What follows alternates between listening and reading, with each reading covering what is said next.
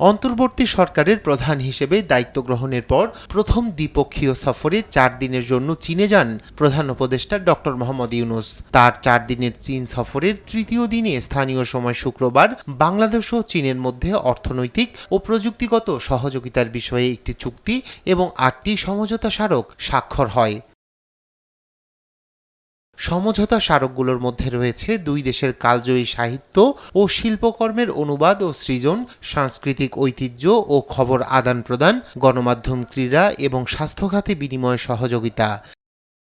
এর পাশাপাশি প্রধান উপদেষ্টার দ্বিপাক্ষিক চীন সফরে দুই দেশের মধ্যে বিনিয়োগ আলোচনা শুরু করা, দেশে চীনের বিশেষায়িত অর্থনৈতিক অঞ্চল চালু, মংলা বন্দরের আধুনিকরণ ও সম্প্রসারণ, একটি রোবট ফিজিওথেরাপি ও পুনর্বাসন কেন্দ্র নির্মাণ এবং একটি কার্ডিয়াক সার্জারি গাড়ি অনুদান বিষয়ে চুক্তির আনুষ্ঠানিক ঘোষণা হয়।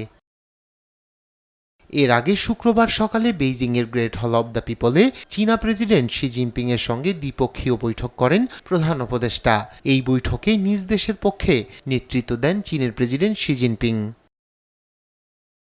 এদিকে অধ্যাপক ইউনূস বেইজিংয়ে চীনা ব্যবসায়ী নেতাদের সঙ্গে একটি বিনিয়োগ সংলাপে অংশ নেন বলে জানিয়েছে তার প্রেস উইং। রায়হান কবির শুভ্র, নিউজ ডেস্ক, দেশ টিভি।